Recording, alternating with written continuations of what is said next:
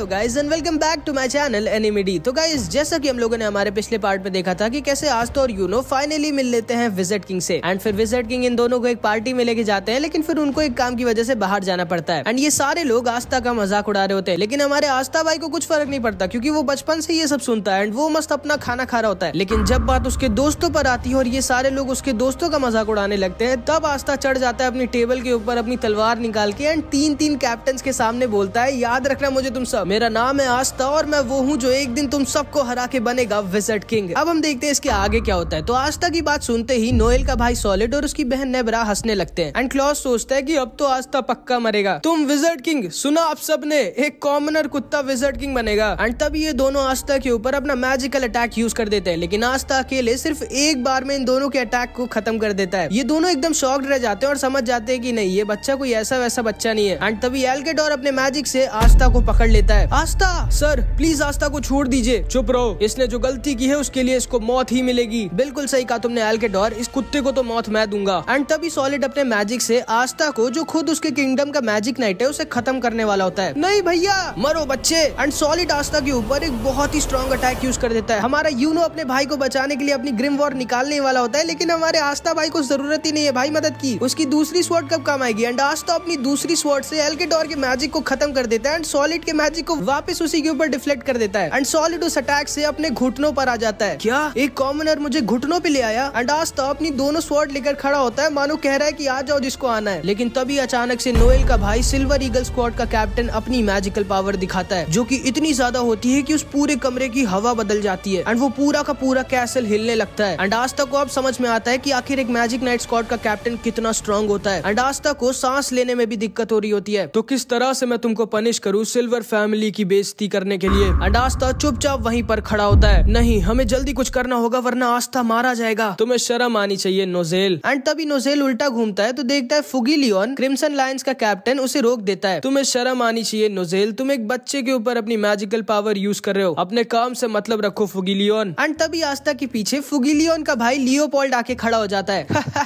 सही कहा था मिमोसा ने, तुम तो बहुत फनी हो। पास्ता पास्ता पास्ता नहीं आस्था, अच्छा नाश्ता, तुम मुझे पसंद है, आज से तुम मेरे राइवल हो। चलो देखते हैं हम दोनों में पहले विज़र्ड किंग कौन बनता है। माफ करना भाई, लेकिन मेरा राइवल वो है यूनो। कोई नहीं खस्ता, आज से मैं भी तुम्हारा राइवल हूँ, ठीक है? नोएल और क्लॉस दोनों खुश हो जाते हैं कि चलो आस्था बच तो गया। लेकिन तभी हम देखते हैं इन दोनों की आपस में लड़ाई हो जाती है। विज़र्ड किंग ने खुद उस बच्चे को बुलाया है, तुम्हें थोड़ी सी रिस्पेक्ट करनी चाहिए उस बच्चे की। क्या एक नोबल फैमिली का होने के बाद भी एक कॉमनर की इज्जत की बात कर रहे हो तुम सारे क्रिम्सन लायंस के लोग बिना दिमाग के पैदा होते हैं क्या बोला तुमने? जो तुमने सुना। एंड ये दोनों अपनी मैजिकल पावर अनलीश कर देते हैं, जो कि इतनी ज्यादा होती है कि आस्था को यकीन नहीं होता कि कोई इतना स्ट्रॉन्ग कैसे हो सकता है। ये दोनों तैयार हो जाते हैं एक दूसरे से लड़ने के लिए, लेकिन तभी एक गार्ड जो एकदम डरा हुआ होता है वो दरवाजा खोलता है। सर रॉयल कैपिटल के ऊपर अटैक हो गया है, हमारे क्लोवर किंगडम के ऊपर अटैक हो गया है। क्या? किसने किया? इधर हम देखते हैं क्लोवर किंगडम के ऊपर एक आदमी ने अटैक कर दिया होता है जिसका नाम डेड होता है एंड इसके पास मैजिकल पावर होती है ज़ॉम्बीज़ को समन करने की, जो मर ही नहीं सकते चाहे उन पर जितना अटैक करो। एंड इसीलिए ये सारे मैजिक नाइट डेड को रोक नहीं पा रहे होते एंड वो पूरा का पूरा क्लोवर किंगडम तबाह कर रहा होता है और क्लोवर किंगडम के लोगों को मार रहा होता है। ये कैसे हो सकता है? क्लोवर किंगडम के ऊपर कोई अटैक करे और हमें पता भी ना चले? हमारे क्लोवर किंगडम को तो मैजिक नाइट्स अपने बैरियर से बचा के रखते हैं। जरूर से ये किसी क्लोवर किंगडम के अंदर के आदमी का काम है, लेकिन कौन है जो क्लोवर किंगडम को अंदर से धोखा दे रहा है? एक मिनट, ये सब सोचने का टाइम नहीं है अभी, लोग वहाँ बाहर मर रहे हैं। आप लोग करो सोच विचार, मैं तो जा रहा हूँ लोगों को बचाने। ओए पागल लड़के, कहाँ जा रहे हो तुम? तुम्हें पता भी है कहाँ जाना है?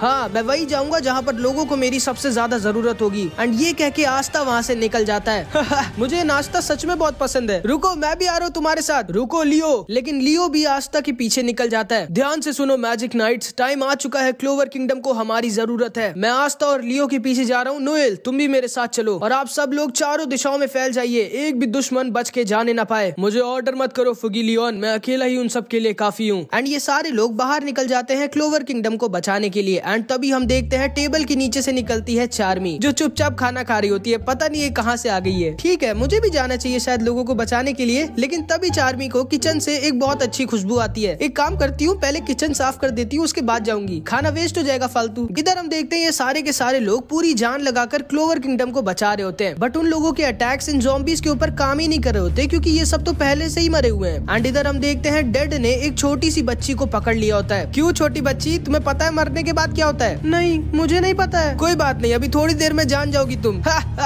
नहीं प्लीज। एंड डेड इस बच्ची को खत्म करने वाला होता है, लेकिन तभी आस्था वहाँ पर पहुँच जाता है। उस लड़की से दूर रहना, वरना तुम्हें पहले पता लग जाएगा कि मरने के बाद क्या होता है। एक ब्लैक बुल्स जैसी घटिया स्क्वाड का मेंबर मुझसे कह रहा है कि वो मुझे हराएगा, मेरी आर्मी से लड़ो पहले। लेकिन तभी डेड देखता है कि आस्था ने पहले ही उसकी पूरी आर्मी निपटा दी होती है। एंड ये लड़की आस्था के पास आ जाती है। ये कैसे किया इस लड़के ने? मेरे ज़ॉम्बीज़ को इसने सुला कैसे दिया? क्योंकि असल में आस्था की स्वॉर्ड एंटी मैजिक होती है एंड ये ज़ॉम्बीज़ तो बने मैजिक के ही हैं, इसीलिए ये ज़ॉम्बीज़ आस्था के सामने कुछ भी नहीं थे। चिंता मत करो बच्ची, मेरे रहते तुम्हें ये छू भी नहीं सकता। अच्छा, मैं समझ गया तुम कौन हो। तुम वही हो जिसने आइस को हराया था, एक मैजिकलेस लूजर जिसके पास एक एंटी मैजिक स्वॉर्ड है। एंड आस्था डेड की तरफ अपनी तलवार लेके भागता है, लेकिन तभी डेड अपने 4 सुपर सोल्जर्स में से एक सोल्जर को समन कर देता है। बाहर आओ सोल्जर नंबर 4, जिसका नाम जिमी होता है। एंड जिमी का अटैक आस्था को लग जाता है। एंड जिमी के पास मैजिकल पॉइजन की पावर होती है, जिससे आदमी बहुत ज्यादा कमजोर हो जाता है और धीरे धीरे पैरालाइज होने लगता है। इधर हम देखते हैं ये सारे के सारे मैजिक नाइट्स इन सबको मार रहे होते हैं और ये ज़ॉम्बीज़ होते तो बहुत ज्यादा है बट बहुत वीक भी होते हैं। नोज़ेल सोचता है आखिर इन अटैक्स का मतलब क्या है? इन वीक ज़ॉम्बीज़ के साथ ये कभी क्लोवर किंगडम पे कब्जा नहीं कर सकता। कहीं इन लोगों का मकसद हमें बिजी रख के हमारे किंग को तो किडनैप करना नहीं है। इसके बाद हम क्लोवर किंगडम के किंग को देखते हैं। क्या जूलियस यहाँ पे नहीं आया मुझे बचाने? नहीं सर, डायमंड किंगडम ने हम लोगों के एक विलेज पर अटैक कर दिया है, वो उसे रोकने गए। उससे कहो कि उस विलेज के लोगों की जान मेरी जान से ज्यादा जरूरी नहीं है। उससे कहो कि वो जल्दी यहाँ पर आए, मुझे तो लग रहा है ये सारे लोग मुझे ही किडनैप करने आए हैं। चिंता मत करिए सर, हम सारे मैजिक नाइट्स के रहते आपको कोई छू भी नहीं सकता। ठीक है, एक काम करो, जितने भी मैजिक नाइट्स इस किंगडम में है सबको मेरे पास बुला लो। बट सर फिर हमारे किंगडम के लोगों का क्या होगा? मुझे फर्क नहीं पड़ता, जल्दी बुलाओ सबको और तुम मुझे खाना खिलाओ। एंड इधर हम देखते हैं उस पॉइजन की वजह से आस्था को बहुत दिक्कत हो रही होती है एंड नोएल इधर चुप के आस्था को देख रही होती है। वो उसकी मदद करने नहीं जा रही होती क्योंकि उसको उसके भाई बहन के बातों की याद आ रही होती है। मैं क्या ही कर सकती हूँ, आखिर मैं तो वीक हूँ। अगर मैं वहाँ जाऊंगी तो मैं आस्था के ऊपर एक बोझ बन जाऊंगी। लियो, आस्था को जल्दी जाके बचाओ। लेकिन तभी कुछ ज़ॉम्बीज़ नोएल के ऊपर अटैक करने वाले होते हैं एंड तभी फुगी लियोन नोएल को बचा लेता है। क्या कर रही हो नोएल, तुम बैटल पे ध्यान दो। Sorry mama. एंड असल में फुगी लियोन नोएल का मामा होता है। ध्यान से सुनो नोएल, मुझे पता है कि तुम इतना क्यों डर रही हो और अपनी पावर्स पर शक कर रही हो, सिर्फ इसलिए ना क्योंकि तुम्हारे भाई बहन तुम्हें वीक कहते हैं और तुम्हें पता है कि तुम वीक हो, है ना? जिसको सुनकर नोएल दुखी हो जाती है और चुप हो जाती है। नोएल, मेरी इस बात को याद रखना, वीक होने में कोई बुराई नहीं है, वीक रहने में बुराई है। ट्रेनिंग करो और ज्यादा स्ट्रांग बनो ताकि तुम्हारे भाई बहन दोबारा तुमसे ये ना कह पाए। जिसको सुनते ही नोएल की आंखें खुल जाती हैं। ये सही तो कह रहे हैं, आस्था भी हमेशा से इतना स्ट्रांग नहीं था, वो भी कभी न कभी वीक था। और अगर आस्था ट्रेनिंग करके स्ट्रांग हो सकता है तो मैं भी हो सकती हूँ। एंड इधर हम देखते हैं आस्था डेड और जिमी के ऊपर अटैक नहीं कर पा रहा होता क्योंकि उसे उस बच्ची को बचाना होता है जो बहुत ज्यादा डरी हुई होती है। नेरो भी इस बच्ची को संभाल रही होती है, लेकिन तभी नोएल अपने मैजिक से उस बच्ची के ऊपर एक बैरियर बना देती है। ओए गधे, जाओ बिना किसी टेंशन के इस आदमी से लड़ो और इसकी बैंड बजा दो। थैंक यू नोएल, तुम सच में बहुत कमाल हो यार। चुप रहो और जाके लड़ो। एंड आस्था के पास कुछ और ज़ॉम्बीज़ आ जाते हैं लेकिन उनको लियो संभाल लेता है। इन छोटे मोटे ज़ॉम्बीज़ को मैं तुम्हारे पास आने भी नहीं दूंगा पास्ता, जाओ। एंड अब आस्था के ऊपर कोई टेंशन नहीं होती एंड वो तैयार हो जाता है डेड की बैंड बजाने के लिए। वो अपनी दूसरी स्वॉर्ड निकालता है एंड लट्टू बन जाता है भाई। एंड जिमी के ऊपर सिर्फ एक अटैक करता है और जिमी को हरा देता है। बहुत अच्छे खस्ता, वाह ये भैया कितने स्ट्रॉन्ग है। तुम्हारी इतनी हिम्मत कि तुमने मेरे जिमी को हरा दिया, लो इससे लड़ो। Soldier number 3 electro. एंड तभी आस्था के सामने डेड का तीसरा सोल्जर आ जाता है जिसके पास लाइटनिंग की पावर होती है एंड वो बहुत ज्यादा स्ट्रांग होता है। अपना ख्याल रखना आस्था। एंड नोएल उस बच्ची को वहाँ से भगा देती है और तुम दोनों लड़ो मेरे सोल्जर नंबर 2 से। एंड इस सोल्जर का नाम मड होता है जिसके पास कीचड़ की पावर होती है एंड वो इन दोनों के ऊपर अटैक कर देता है। आस्था इलेक्ट्रो के ऊपर अटैक कर रहा होता है बट इलेक्ट्रो बहुत ऊपर उड़ रहा होता है, इसीलिए आस्था उसके पास तक पहुंच नहीं पा रहा होता। नीचे तो आबे फिर लड़ाई होगी ना। एंड तभी इलेक्ट्रो आस्था के ऊपर एक बहुत ही भयानक अटैक करने वाला होता है जिससे आस्था बच नहीं सकता था। लेकिन तभी फुगी लियोन अपने मैजिक से एक बार में इलेक्ट्रो को खत्म कर देता है। क्या सिर्फ एक अटैक में इलेक्ट्रो खत्म हो गया? केवल एक ही आदमी इस पूरे किंगडम में है जिसके पास इतनी स्ट्रॉन्ग फायर पावर है, क्रिम्सन लायन स्क्वाड का कैप्टन फुगी लियोन। बहुत अच्छे आस्था, बहुत अच्छा लड़े तुम। अब जल्दी मिमोसा के पास जाओ वरना इसका पॉइजन तुम्हें पूरी तरह से पैरालाइज कर देगा। एंड आस्था को यकीन नहीं होता कि फुगी लियोन उसकी तारीफ कर रहा होता है। और हाँ आस्था, मुझे कहना तो नहीं चाहिए लेकिन मुझे बहुत दुख हो रहा है कि मैं तुम्हें अपनी टीम में नहीं ले पाया। यामी भी सच में कभी कभी बहुत अच्छे डिसीजन ले लेता है। और हाँ आस्था, मैं भी विज़र्ड किंग बनना चाहता हूँ तो तुम मुझे भी अपना राइवल समझो। एंड फुगी लियोन डेड की तरफ आगे बढ़ जाता है उसे सबक सिखाने के लिए। एंड डेड अब थोड़ा डर जाता है क्योंकि उसके सामने खुद क्रिम्सन लॉयन का कैप्टन फुगी लियोन खड़ा होता है। आस्था बहुत इमोशनल हो जाता है क्योंकि उसकी एक कैप्टन ने तारीफ करी होती है और वो उसे अपना राइवल समझते हैं। फुगी लियोन सर, मैं भी आपके साथ लड़ूंगा। एंड आस्था डेड की तरफ भागता है। चुप रहो, जल्दी मिमोसा के पास जाओ वरना पैरालाइज हो जाओगे तुम। मैं देख सकता हूँ वो पॉइजन बहुत तेजी से फैल रहा है तुम्हारी बॉडी में। और लियो, तुम्हें मेरी मदद चाहिए क्या? बिल्कुल भी नहीं भैया। एंड तभी लियो अपने मैजिक से डेड के सोल्जर नंबर 2 का अंडा फ्राई बना देता है। भाई आस्था को यकीन नहीं होता कि ये दोनों भाई कितने कूल हैं। अब तुम नहीं बच सकते डेड। ये बताओ कि तुमने क्लोवर किंगडम के ऊपर अटैक क्यों किया? आखिर क्या दुश्मनी है तुम्हारी क्लोवर किंगडम से? शायद मैं आपको याद नहीं हूँ कैप्टन, मैंने पिछले साल एंट्रेंस एग्जाम दिया था और मैं इतना ज्यादा स्ट्रॉन्ग था, लेकिन फिर भी आप लोगों में से किसी ने मुझे अपनी टीम में नहीं लिया। क्यों? क्या तुम्हें शर्म आनी चाहिए? सिर्फ इतनी सी बात के लिए तुमने क्लोवर किंगडम के ऊपर अटैक कर दिया और इतने सारे लोगों को जान से मार दिया। तुम्हें इसकी बहुत बड़ी सजा मिलेगी। भले ही तुम लोगों ने मेरे 3 सुपर सोल्जर्स को मार दिया, लेकिन मेरे सोल्जर नंबर 1 के रहते तुम लोग मुझे छू भी नहीं सकते। एंड तभी डेड अपने सोल्जर नंबर 1 को बुलाता है, जो उसके आसपास एक शील्ड बना देता है। लू की शील्ड को हजारों मैजिक नाइट्स एक साथ मिलके भी नहीं तोड़ सकते। अब तुम लोग मेरा बाल भी बांका नहीं कर सकते। तुम शायद भूल रहे हो डेड, तुम्हारे सामने कोई आम मैजिक नाइट नहीं खड़ा है, तुम्हारे सामने खड़ा है खुद क्रिम्सन लायन का कैप्टन फुगिलियन। एंड तभी फुगिलियन अपने सिर्फ एक अटैक से लू और उसकी शील्ड दोनों की चटनी बना देता है। एंड आस्था को अपनी आंखों पर यकीन नहीं हो रहा होता। तो ये है एक मैजिक नाइट स्क्वाड के कैप्टन की पावर, और ये मेरे राइवल हैं। ये नहीं हो सकता, सिर्फ एक अटैक से मेरा लू मारा गया। एंड तभी फुगिलियन डेड को अपने फायर ट्रैप मैजिक से पकड़ लेता है। एंड ये सारे ज़ॉम्बीज अपने आप बेहोश हो जाते हैं। लगता है हम लोग जीत गए। यार मेरा भी मन नहीं भरा था, मुझे और लड़ना था। लगता है हम लोग जीत गए, मुझे और ज्यादा स्ट्रॉन्ग बनना होगा। एंड तभी ये सारे के सारे किंगडम के लोग इन सब की तारीफ करने लगते हैं एंड सबको थैंक यू बोलने लगते हैं। Thank you so much magic night, आप सब सबसे अच्छे हो। वाओ, उस लड़के को तो देखो, वो कितना हैंडसम है। हाँ सही कहा। लेकिन तभी इधर हम देखते हैं फुगिलियन के कान में एक माइक्रोफोन लगा होता है, जिसमें से कोई बोलता है, बहुत अच्छे डेड, कोई बात नहीं, तुम पकड़े गए, हमारा मिशन पूरा हो गया है, लीडर बहुत खुश होंगे। एंड आस्था को भी किसी के बोलने की आवाज आती है। नोजेल भी इधर सोच रहा होता है कि नहीं, ये फाइट अभी खत्म नहीं हुई है, कुछ तो गड़बड़ है। ठीक है डेड, प्लान को आगे बढ़ाने का टाइम आ गया है। एंड तभी हम देखते हैं यूनो की ग्रिम वॉर अपने आप जलने लगती है एंड यूनो को हवा में उड़ा देती है। एंड तभी अचानक से इन सारे कैप्टन्स के नीचे एक टेलीपोर्टेशन पोर्टल खुल जाता है, जिसमें ये सारे लोग फंस जाते हैं। ये क्या है? एंड ये पोर्टल इन सारे मैजिक नाइट्स को क्लोवर किंगडम से बहुत ज्यादा दूर कहीं पर टेलीपोर्ट कर देता है। ये क्या हुआ हम लोगों के साथ? हमारा क्लोवर किंगडम खतरे में है। एंड तभी फुगिलियन और इन दोनों को पता चल जाता है कि सारे मैजिक नाइट्स क्लोवर किंगडम के कहीं बाहर टेलीपोर्ट हो गए हैं। तो ये तुम्हारा प्लान था, क्लोवर किंगडम के सारे पावरफुल मैजिक नाइट्स को एक जगह पर लाकर यहाँ से दूर भेज देना। एंड ये सारे लोग भी बहुत ज्यादा डर जाते हैं कि सारे मैजिक नाइट्स कहाँ गए। एंड तभी इन सब के ऊपर एक औरत अपने मैजिक से अटैक कर देती है और इन सब की लाइफ पावर इन सब से छीनने लगती है। अभी मजा आएगा ना, तुम सब की लाइफ पावर से मैं और ज्यादा टाइम तक जवान रह पाऊंगी। एंड क्योंकि ये औरत इन सब की लाइफ पावर चूस रही होती है, तो ये सारे के सारे लोग बूढ़े होने लग जाते हैं और डर कर इधर उधर भागने लगते हैं। ये औरत सबकी जिंदगी उनसे छीन रही होती है, लेकिन तभी वहाँ पर यूनो आ जाता है, क्योंकि उसे तो उसकी ग्रिम वॉर ने बचा लिया था। ओह, तो तुम बच गए, तुम तो बहुत हैंडसम हो यार। मैं तुमसे तुम्हारी एज नहीं छीनूंगी अगर तुम मुझसे शादी कर लो। बिल्कुल नहीं, मैं चुड़ैल से शादी नहीं करने वाला। क्या बोला तुमने?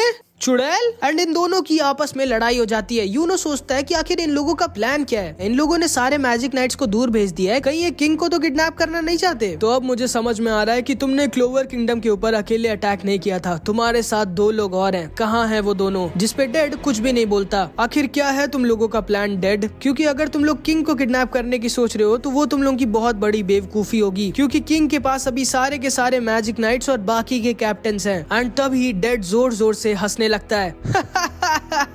किसने कहा कि हम यहाँ पर किंग को किडनैप करने आए हैं? तुम जानना चाहते हो फुगिलियन हम लोग यहाँ पर क्यों आए हैं? तुम्हारे लिए। हम सब यहाँ पर तुम्हें किडनैप करने आए फुगिलियन। क्या?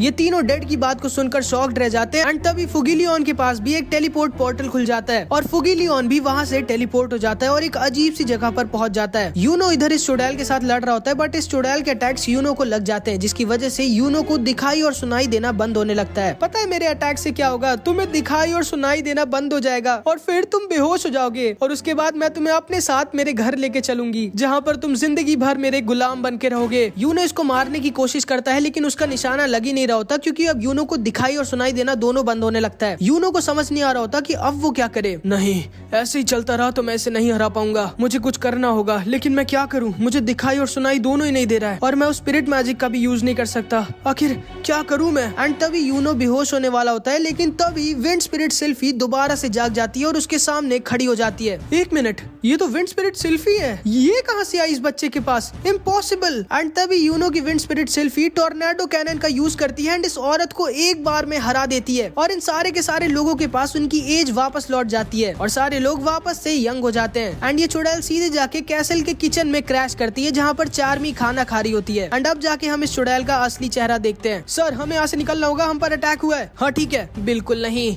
मुझे पता होता कि उस लड़के के पास विंड स्पिरिट है तो मैं उससे कभी ना लड़ती। मुझे जल्दी किसी की लाइफ एनर्जी एब्जॉर्ब करनी होगी। एंड तभी इस बूढ़ी चुड़ैल को अपने सामने चार्मी दिखती है एंड वो चार्मी की तरफ आगे बढ़ने लगती है उसकी लाइफ एनर्जी उससे छीनने के लिए। एंड चार्मी को लगता है कि वो उसका खाना छीनने आ रही है उससे। नहीं, बिल्कुल भी नहीं, मेरे खाने से दूर रहो, मैं तुम्हें नहीं दूंगी। लेकिन ये बूढ़ी औरत चार्मी की तरफ आगे बढ़ती हुई जा रही होती है। नहीं, मुझे उसे जल्दी रोकना होगा वरना वो किसी और की एज एब्जॉर्ब करके दोबारा से स्ट्रॉन्ग हो जाएगी। एंड इधर हम देखते हैं चार्मी कई बार इसको मना करती है मेरे खाने से दूर रहो, लेकिन ये उसकी तरफ आगे बढ़ती ही आ रही होती है। एंड अब चार्मी का दिमाग खिसक जाता है। मैंने कहा ना मेरे खाने से दूर रहो, तुम्हें समझ में नहीं आता। एंड चार्मी अपना मैजिक यूज करती है, hungry sheep magic. And Charmy की मैजिकल शीप उल्टा इस चुड़ैल का सारा मैजिक पावर एब्जॉर्ब कर लेती है एंड इसको एक ऐसा पंच मारती है कि अब ये सीधा कीका टाउन के बाहर जाके गिरेगी। दोबारा मेरे खाने को मुझसे छीनने की सोचना ही मत। लेकिन तभी जैसे ही इसका मैजिक खत्म होता है चार्मी का खाना नीचे गिरने वाला होता है। नहीं, मेरा खाना, कोई बचाओ उसे। लेकिन तभी उसके खाने को यूनो बचा लेता है। तो ये है वो लड़की जिसने अभी उसे हराया और ये तो आज तक स्क्वाड की है। एंड यूनो चार्मी को उसका खाना वापस कर देता है। तुम ठीक तो हो ना? एंड तभी चार्मी यूनो को देखती है और उसको यूनो से प्यार हो जाता है क्योंकि एक तो उसने उसके खाने को बचाया, ऊपर से वो दिखता भी इतना अच्छा है। साला, मुझे क्यों जलन हो रही है इससे। Thank you so much. आपका नाम क्या है वैसे मेरे प्रिंस? हाँ, प्रिंस यूनो। लेकिन तभी यूनो वहीं पर बेहोश हो जाता है और चार्मी उसे और अपने खाने दोनों को अपने मैजिक पावर से बचा लेती है। शायद ये मेरी जिंदगी का बेस्ट डे है। एंड यहाँ पे इन लोगों का सब सेटल हो जाता है। लेकिन इधर हम फुगीलियन को देखते हैं जो एक अजीब सी जगह पर घूम रहा होता है। लेकिन तभी उसके सामने हमारी एनिमे का मेन विलेन आ जाता है। नहीं, ये नहीं हो सकता। एंड इधर लियो डेड को गुस्से से पकड़ लेता है। जल्दी बताओ तुमने मेरे भाई को कहाँ भेजा है? नहीं लियो, फुगीलियन सर को इसने नहीं भेजा है। जिसने भी उसे भेजा है वो जरूर हमारे आसपास कहीं है। एंड आज तो पूरी ध्यान लगाकर सुनता है और उसको उन चारों के अलावा एक और हार्ट बीट सुनाई देती है। एंड वो तुरंत उस हार्ट बीट की तरफ भागता है एंड वो डेड के टीममेट को ढूंढ लेता है जो वहीं ज़ॉम्बीज के बीच में छुपा होता है जिसके पास टेलीपोर्टेशन की पावर होती है। एंड इसका नाम ओबिटो होता है। यार, तुम मुझे ढूंढ भी कैसे सकते हो जब मैंने मास्क पहना था? जानवर हो क्या तुम बच्चे? लेकिन कोई बात नहीं, हमारा मिशन पूरा हो चुका है। एंड तभी इन लोगों के बगल में फुगीलियन गिर जाता है जिसका एक हाथ कट चुका होता है एंड वो बस मरने ही वाला होता है। नोएल, लियो और आस्था बहुत ज्यादा डर जाते हैं। भैया! एंड अपने भाई की हालत को देखकर लियो एकदम सदमे में आ जाता है एंड तभी डेड लियो के ऊपर एक अटैक यूज कर देता है और लियो दूर जाकर गिर जाता है। डेड, हमारा मिशन पूरा हो चुका है, हमें यहाँ से निकलना होगा। एंड तभी ओबिटो अपने टेलीपोर्टेशन मैजिक से डेड के साथ वहाँ से भागने लगता है। नहीं, मैं इसको जाने नहीं दे सकता, मुझे कुछ करना होगा। लेकिन मैं क्या करूँ, मैं तो हिल भी नहीं पा रहा। एंड तभी आस्था अपना दिमाग लगाता है और अपनी स्वॉर्ड को डेड के टेलीपोर्टेशन मैजिक के ऊपर फेंक देता है एंड वो दूर से ही ओबिटो की टेलीपोर्टेशन मैजिक को खत्म कर देता है। एंड तभी आस्था उसके पास आकर उसको एक हेडबट मार देता है। ओबिटो दोबारा से डेड को लेके वहाँ से भागने की कोशिश करता है लेकिन फिर से आस्था उसको अपनी दूसरी स्वॉर्ड से रोक देता है। एंड अब आस्था डेड को यहाँ से जाने नहीं देने वाला था, लेकिन जिमी के पॉइजन की वजह से आस्था धीरे धीरे पैरालाइज हो रहा होता है एंड उसे चलने में भी बहुत दिक्कत हो रही होती है और उसके पास अब ज्यादा टाइम नहीं बचा है। लेकिन फिर भी वो अपनी तलवार लेकर डेड की तरफ किसी तरह बढ़ रहा होता है। डेड सोचता है कि आखिर कौन है ये लड़का? जिमी के इतने स्ट्रॉन्ग पॉइजन के बाद भी ये हिल भी कैसे रहा है? ओबिटो को समझ में नहीं आ रहा था कि वो क्या करे क्योंकि वो डेड को अकेले छोड़ के नहीं भाग सकता था और सारे के सारे मैजिक नाइट्स कभी भी यहाँ पर वापस लौट जाएंगे। लेकिन तभी डेड और ओबिटो के बाकी के टीममेट्स भी वहाँ पर आ जाते हैं। तुम्हें शर्म आना चाहिए डेड, तुम एक बच्चे को नहीं हरा पा रहे। एंड आस्था को डेड और ओबिटो के अलावा 5 और लोग घेर लेते हैं। अब बोलो बच्चे, अब मांगो अपने जान की भीख। लेकिन तभी आस्था हंसने लगता है। मैंने ये पहले क्यों नहीं सोचा? एंड आस्था अपनी स्वॉर्ड से खुद को ही काट लेता है जिसकी वजह से जिमी का पैरालाइज मैजिक उसके ऊपर से खत्म हो जाता है। क्या इस लड़के ने खुद को ही काट लिया? ये पागल है। एंड तभी आस्था बोलता है शायद टाइम आ चुका है ये प्रूव करने का कि मैं क्यों बनूंगा अगला विज़र्ड किंग। आ जाओ तुम सब के सब एक साथ। एंड आस्था अकेले तैयार हो जाता है इन 7 लोगों से अकेले लड़ने के लिए। एंड यहाँ पर हमारी एनिमे का पार्ट 7 खत्म हो जाता है। एंड आई नो तुम लोग कहोगे साला हमेशा इतने मेन टाइम पे क्यों खत्म करता है? अगले पार्ट को और ज्यादा इंटरेस्टिंग बनाने के लिए भाई, और क्या। एंड मैं जानता हूँ तुम लोग में से कई लोग सोच रहे होगे कि भाई तुम इतनी देर में वीडियो क्यों डालते हो। देखो मैं आज तुम लोगों को बता ही देता हूँ, ठीक है। असल में देखो मैं पहले ही बता चुका हूँ कि मेरे चैनल पे एक प्रॉब्लम चल रही है एंड वो ये है कि पता नहीं क्यों भाई यूट्यूब हाथ पैर धोके मेरे पीछे पड़ गया है। शायद मेरी किस्मत ही खराब है क्योंकि पहले तो यूट्यूब ने मेरे चैनल को डीमोनेटाइज कर दिया, जिसकी वजह से अब मैं यूट्यूब से पैसे नहीं कमा रहा। और तुम लोग समझते होगे भाई कि एक क्रिएटर के लिए पैसे कितने जरूरी होते हैं ताकि वो मोटिवेटेड रह सके और अच्छी वीडियोस बनाने के लिए। एंड उसके बाद यूट्यूब पता नहीं क्यों एक एक करके मेरी सारी वीडियोस मुझसे डिलीट करवा रहा है। मुझे तो डर लग रहा है कहीं यूट्यूब मेरा चैनल ही डिलीट ना कर दे। एंड इसीलिए मैं तुम लोगों से कह रहा हूँ कि मेरे सेकंड चैनल को सब्सक्राइब कर लो। लेकिन कई लोग कह रहे हैं भाई तुम झूठ बोल रहे हो, तुम्हारे चैनल पे कोई दिक्कत नहीं है। ये सारी दिक्कतें और भी कई दिक्कतें हैं भाई, लेकिन इतना सब होने के बाद भी मैं पूरी जान लगाकर अपनी वीडियोस बनाता हूँ। जानते हो क्यों? 2 रीजंस की वजह से। पहला रीजन तो ये है कि मुझको वीडियोस बनाना बहुत पसंद है। एंड दूसरा और मेन रीजन हो तुम लोग भाई। मेरे को ना दिल से बहुत अच्छा लगता है जब तुम लोग कहते हो नेक्स्ट पार्ट लाओ, नेक्स्ट पार्ट लाओ। कई लोग तो गाली भी देते हैं। एंड मेरे को ना एक एक कमेंट पढ़ के बहुत अच्छा लगता है। तुम लोग सोचते हो कि 5000 कमेंट्स आते हैं इसकी हर वीडियो पे, कहाँ पढ़ता होगा ये सारे कमेंट्स? नहीं भाई, मैं एक एक कमेंट पढ़ता हूँ, ठीक है। हाँ तो बस देखो, मुझे इतना ही कहना था, इसीलिए मेरी वीडियोस थोड़ी लेट हो जाती हैं। बट हाँ, इस बार मैं कोशिश करूंगा कि नेक्स्ट पार्ट में जल्दी लाऊं। तो इस वीडियो का टारगेट रखते हैं 600 कमेंट्स। तो कुछ भी कमेंट जरूर से कर देना। मिलते हैं अगली वीडियो में, बाय बाय।